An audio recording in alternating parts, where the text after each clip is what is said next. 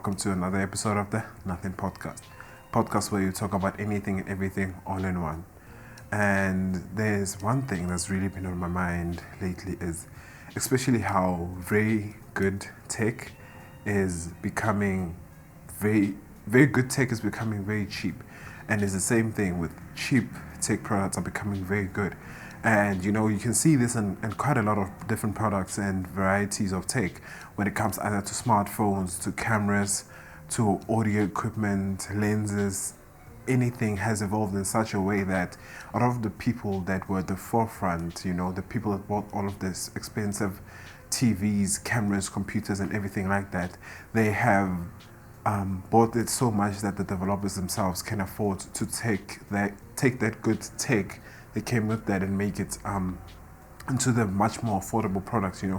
I'm thinking when you go look at smartphones these days, you could pretty much pick up a smartphone for like 3, 4, 5,000 rand, brand new, and you get yourself a pretty good phone. It might not last as long, it might not have as many features as the high-end smartphones and everything like that, but it's going to be very good for 99% of the people that are going to be using it. And it's like that, all around the board. When it comes to especially one aspect that I see it is when it comes to computers. I am really invested into Mac products. The Mac products that you get these days are so much better than the ones you used to get like 5, 6, 7 years ago, because all the tech has evolved and they've made it quote unquote affordable. It's still quite expensive relative to other Windows laptops and stuff, but for the price you're paying and the performance you are getting, it's so good. And recently in South Africa, we've had the launch of the Vivo X200 Pro, and a lot of people have been really praising it for its camera system and how great of a camera system it has, not only when it comes to the video, but also the photos. They worked in a combination with Zeiss to try and really make the camera system the best possible camera system in a smartphone.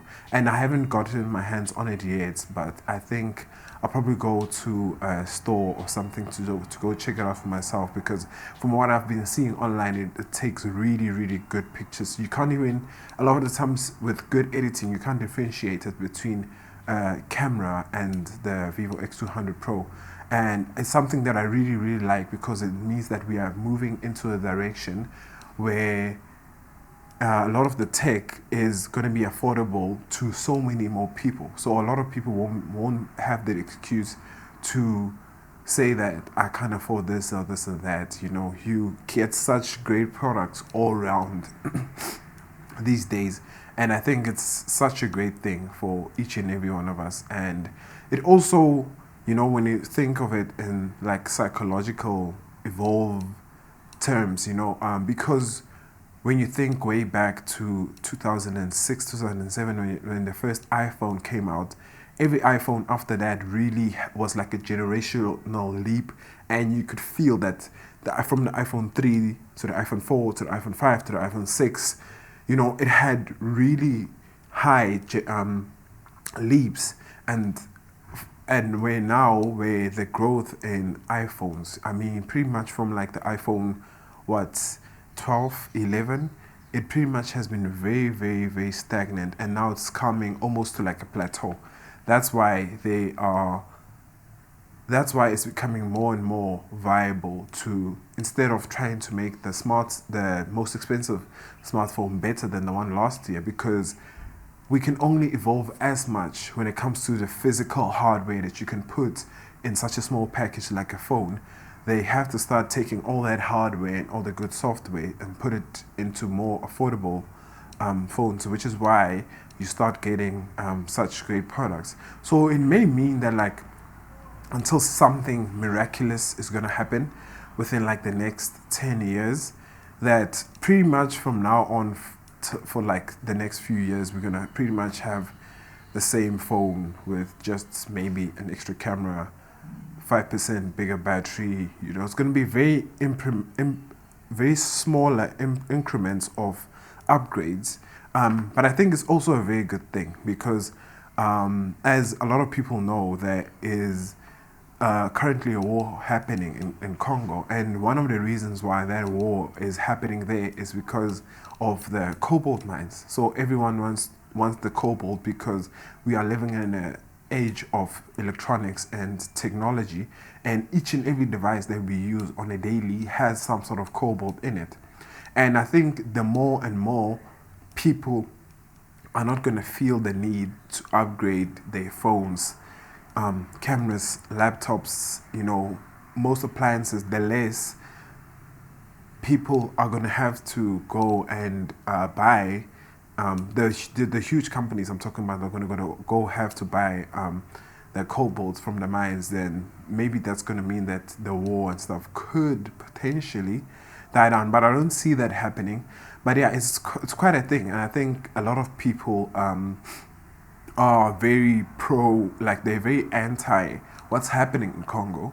But then you'll see in November when the new smartphone drops or whatever, they will be the first in line.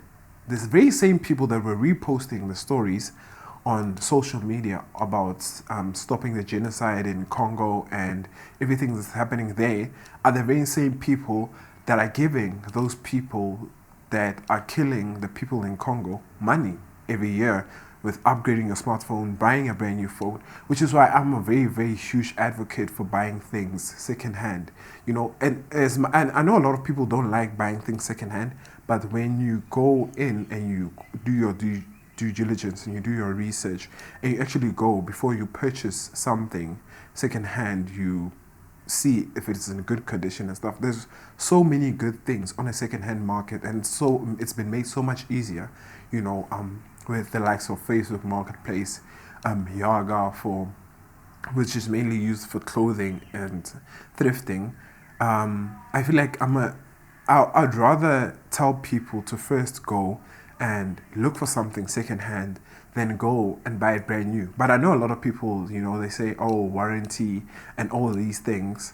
But if we all gonna go and buy something brand new every single day, what is going to happen to when you buy a new phone and within like 2-3 years, that phone is still perfectly fine. It may be like the battery may have lost its capacity or something, but it's still perfectly fine.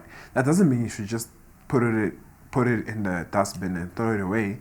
That's where the secondhand market really thrives, is keeping the things, the ecosystem going, so that there's not as much, especially when it comes to electronic waste, because the problem with electronic waste is it's very, very hard to get rid of it. It's not like you can just burn it or whatever, because if you burn it, all the chemicals and stuff that are in there, especially in the batteries, you can't really put all of that into the atmosphere, because that's really one of the problems when it comes to especially now in South Africa, as we have quite a huge problem with load shedding, which has just come back now, is that a lot of people are installing solar and batteries and stuff like that, and I may be mistaken, but the thing with the big lithium-ion batteries, is once they have depleted their lifespan, they only have a certain amount of charge cycles before they're going to die completely. Once they have depleted their lifespan, it's very, very hard as of today to dispose of them. You can't burn it, you can't throw it into the ocean, you can't pretty much do anything with it. So I think whoever's going to develop some way to reuse, recycle, or find some way to discard of it safely, it's probably going to make a lot of money. But yeah, so speaking of recycling things, I was at a thrift store the other day, and one of the things I really, really want to start doing more of, and I know it's a very new year, new me sort of thing, but I really want to get back into reading again. And the book I picked up is Sons and Lovers by D.H. Lawrence, and it's basically about a story of a young man who is struggling for emotional independence. Yeah, and I think one of the reasons it caught my eye is the cover. And I know a lot of they're saying that says you shouldn't judge a book by its cover, but I really feel like, and I remember having this conversation probably years ago in high school with one of my classmates, and they were saying that they judge a book by its cover because people who invest a lot of money and time and effort into a cover are people that most of the time write good books. So I hope it's going to be true. I'm quite excited for this. It's something I really want to do every month. So every fourth episode, give or take, I'm going to introduce hopefully a new book. I'm not saying like I'm going to finish it. I'm really going to try my best to finish it this month, the month of February, because today is still the 2nd, so there's still quite a lot of time. So yeah, I'll be reading Sons and Lovers by D.H. Lawrence. If there's anything that you guys would like to recommend to me, you guys can definitely comment down below and tell me which book you highly recommend. And yeah, I think there's like a segment of overrated, underrated that I'd like to introduce. And one of the overrated takes or underrated takes I have, I listen to quite a lot of music, and quite a huge variety of music.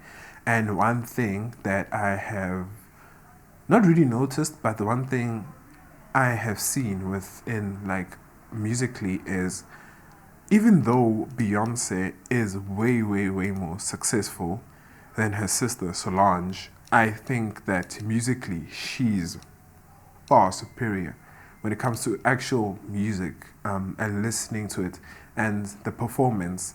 I just think that Beyonce is pretty much like a very good all-rounded overall artist, especially when it comes to the commercializing side of it. Solange's music may not be for everyone. Like, you can't play Solange's music for an 80, a 50, a 60, a 16, an 8-year-old.